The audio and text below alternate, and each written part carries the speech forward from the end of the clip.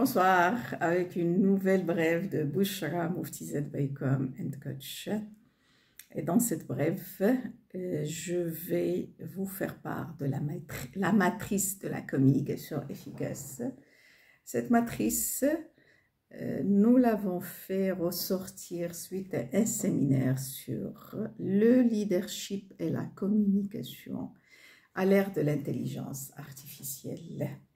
Le leader, est-ce qu'il est appelé à changer avec l'intelligence artificielle?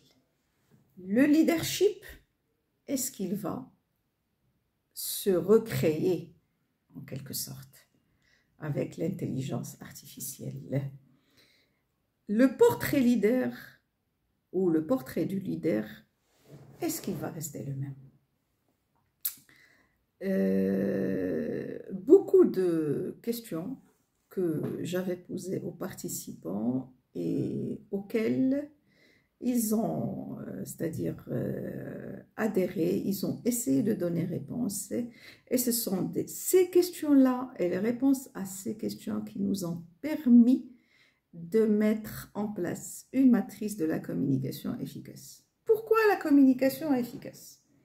Pourquoi la communication efficace? Tout simplement parce qu'on ne peut pas concevoir un leadership inspirant et innovant si on n'innove pas au niveau de la communication. La communication est une composante essentielle du leadership à l'ère de l'intelligence artificielle. La communication du leader est très importante. Et le portrait robot d'un communicateur, je vais vous dire, on avait fait un test, où j'avais fait un test avec tous les participants d'une soixantaine de situations pour qu'on puisse dégager le portrait robot de ce futur leader, communicateur ou communicatrice. Et à partir de là, nous avons dégagé une matrice de communication qui est basée sur 5, je peux dire, habilités essentielles. Et qui sont, première habilité, la clarté dans la relation. Et je vais développer tout ça. La deuxième, c'est la co-création. En tant que leader, communicateur, je dois co-créer avec mon équipe un projet, une stratégie, un produit. On doit travailler dans une dynamique d'équipe. Le troisième ou la troisième habilité, c'est de tisser des liens. Il s'agit de tisser des liens entre les différents membres de l'équipe. Et la quatrième, c'est la communication en toute transparence.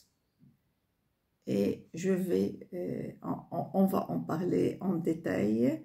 Et le dernier point, ce sont les questions que je dois, moi, poser à l'équipe et que l'équipe doit me poser pour qu'on puisse à tout moment innover au niveau de cette matrice de communication. Au niveau de le premier point, la clarté. La clarté, moi, en tant que futur leader, je dois bien définir mes attentes. Qu'est-ce que j'attends de mon équipe? Qu'est-ce que j'attends des personnes que je fédère ou que je veux fédérer? Quelles sont les lignes directrices de ma stratégie? Quels sont les objectifs que je mets en place? Et là, toujours, on revient à la méthode SMART. Et quels sont les résultats que je suis en train d'attendre de toute cette équipe? Et en même temps, tout ça ne peut pas réussir si on ne met pas en place une culture d'équipe,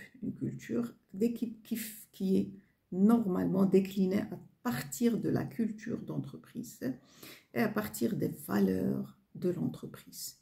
Donc, c'est le premier point qui est la clarté. Tout ça doit être clair. Si on n'est pas clair, on sera dépassé et on ne sera pas une personne leader communicante ou communicateur, communicatrice. Le deuxième ou la deuxième habilité, co-créer quoi? Qu'est-ce que je dois co-créer ou comment je dois co-créer? Je dois impliquer l'équipe. Et là, l'engagement de l'équipe doit être élevé. Et pour que l'équipe soit plus engagée, je dois forcément l'impliquer. Et je dois aussi encourager la collaboration de tous et de chacun. Tout le monde doit collaborer. Une fois ils collaborent, il faut que je les encourage. Toute la question ici de la gratitude, la reconnaissance, c'est très important dans nos entreprises qui revient souvent. Ce sont ces managers qui ne reconnaissent pas l'effort. Ce sont ces managers qui ne disent même pas un petit bonjour ou bonsoir à leur équipe. Ce sont ces managers qui ne disent même pas un petit merci lorsqu'un travail est bien fait. Donc, l'encouragement de la collaboration et le soutien des efforts de chacun et aussi le coaching des gens qui ont des difficultés. Je ne sais pas si vous avez vu des précédentes capsules où j'avais dit qu'un bon manager, il ne peut pas être bon s'il n'arrive pas à coacher son équipe. Donc, et là, le leader normalement, le leader actuel, inspirant, à la veille de toutes ces révolutions technologiques, il doit normalement avoir les qualités d'un coach. Et le dernier point, c'est que pour que je puisse, moi, en tant que leader, inspirant, communicateur, réussir à co-créer, je dois créer un environnement propice à la créativité. Je dois encourager la créativité. C'est très important.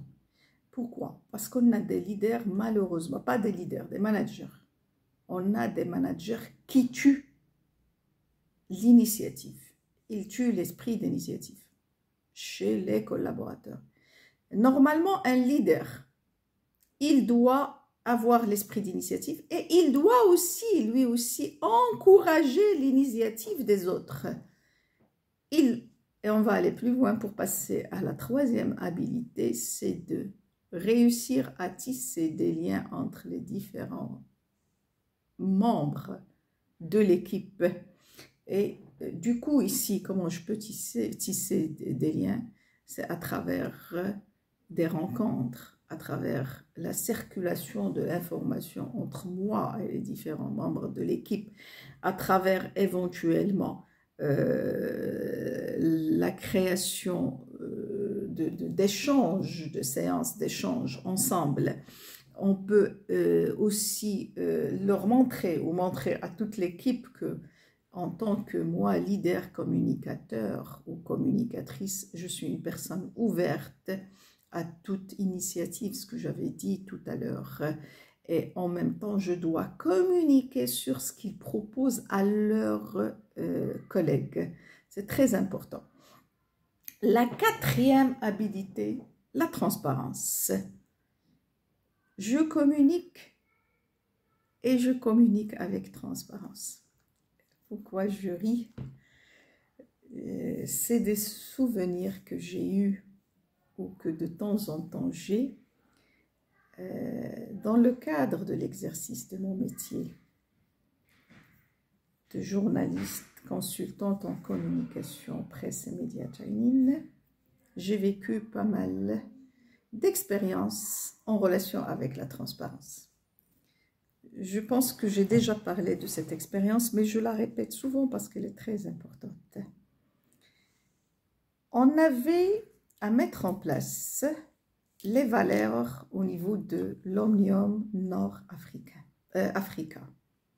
l'ONA. Et c'était au niveau de 4 filiales de l'ONA dont j'avais la charge d'assurer la communication, les journaux d'entreprise. À savoir Cosumar, Le Sueur, Sonacide et Centrale laitière. Je devais interviewé une équipe sur une des valeurs qui a été proposée par le top management dans le cadre d'un team building qui était la transparence, cette valeur transparence. Et j'étais partie, pour ne rien vous cacher, c'était à Sonacid, c'était au site de Nador. Le site de Nador, il était, je pense, il est toujours le premier site de l'industrie métallurgique de Sonacid au Maroc. Je pense qu'il est toujours le premier, parce qu'après, il y a eu le lancement du site de Jacques Lasfar et il y a Longo Metal à Casablanca, mais le site principal de Nador reste un cas d'école à suivre. J'ai été pour interroger des personnes sur la transparence.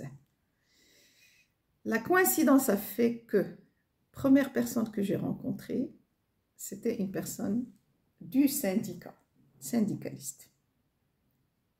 Elle m'avait posé la question. Elle était d'abord réticente, pardon. Elle était très réticente au début. Elle n'a pas voulu, pas me recevoir, mais elle n'a pas voulu se dévoiler.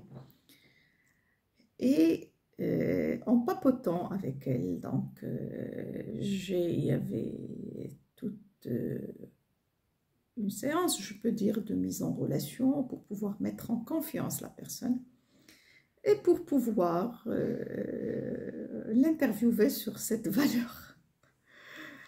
Donc, qu'est-ce qui s'est passé? La personne, elle me dit, s'il vous plaît, pourquoi vous avez choisi ce thème? Premier point. Premier blocage. Pourquoi vous avez choisi ce thème? Bien sûr, j'ai répondu parce que là, bon, il y a tout un travail au niveau de tout le holding, donc ce n'est pas un travail qui est venu comme ça. Et la deuxième, c'était une sollicitation, une suggestion. Il m'avait dit, madame, moi j'aimerais bien que le DRH prenne attache avec nous, qu'il nous explique comment il a calculé la prime de fin d'année. C'était la fin de l'année et c'était la période des primes de fin d'année et de l'entretien d'évaluation. Et nous dire, est-ce qu'effectivement il a été transparent au niveau du calcul de la prime de fin d'année. Donc, la transparence comme valeur n'est pas simple. Bon, je ne vais pas raconter la suite. Je pense que je l'avais raconté dans un autre cadre.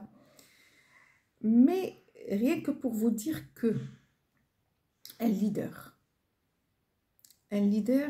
avec cette intelligence artificielle, en matière de communication, il a besoin d'être encore plus transparent. Parce que si on va se retrouver avec des écrits, moi je vais me limiter à ce qui me concerne, les rédactionnels, et qui sont basés sur l'intelligence artificielle ou inspirés de l'intelligence artificielle et qu'on ne le dise pas, facilement on peut repérer que c'est de l'intelligence artificielle et facilement on peut repérer est-ce que elle a été utilisée cette intelligence artificielle avant essayant et est-ce que ces rédactionnels tels qu'ils sont conçus actuellement répondent à la ligne ou aux lignes directrices de notre leader, communicateur ou communicatrice. Donc, dans la transparence, qu'est-ce qu'on trouve? Qu'est-ce que ce leader doit développer communicateur? Il doit communiquer avec respect. En matière de communication, il faut beaucoup de respect. Et du respect mutuel. Parce que si moi je me respecte en tant que leader, forcément on va me respecter. Et moi je dirais que le leader, normalement, il doit être une personne, une femme ou un homme respectueux. C'est la base du leadership. Et c'est la base d'un communicateur inspirant. Le deuxième point au niveau de la transparence et qu'il faut développer, c'est que il faut qu'il s'adapte à l'autre, qu'il ait cette capacité d'adaptation à l'autre et il faut qu'il sache à quel moment il doit donner l'information. Le temps, ce facteur temps qui nous pose beaucoup de problèmes. En matière d'information, Si je donne l'information avec 1 minute de retard, je risque de tout rater. Si j'anticipe sur l'information, je risque aussi de rater. Il faut savoir en quel moment je dois informer, je dois communiquer. Quand est-ce que je dois être transparent et avec qui? Quand est-ce que je ne dois pas être transparent et avec qui je ne dois pas être transparent? Et il ne faut pas hésiter en matière de transparence. Il ne faut pas hésiter à valoriser l'autre, à faire grandir l'autre. Et la 5e habilité qui consiste à laisser l'autre vous poser des questions et aussi, vous aussi, en tant que communicateur, communicatrice, vous pouvez poser toutes sortes de questions. Et lorsqu'on a quelqu'un qui nous questionne, bien sûr qu'on doit prendre le temps de l'écouter. Toute la question, on n'arrête pas de le dire, al-isra ou al-nachit, l'écoute active, l'écoute, la disponibilité, la réceptivité en matière de l'écoute.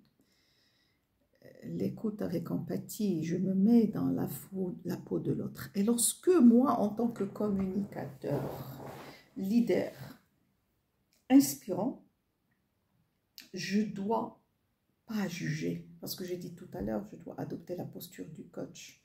Et lorsqu'on adopte la posture du coach, on n'est pas dans le jugement.